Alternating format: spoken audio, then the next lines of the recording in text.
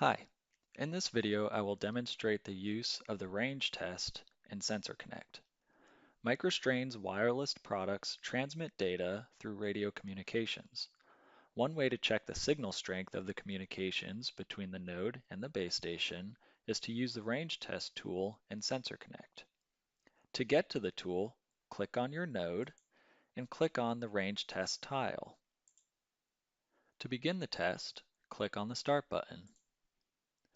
These two bars indicate the signal strength from the base station to the node on the top and from the node to the base station on the bottom bar.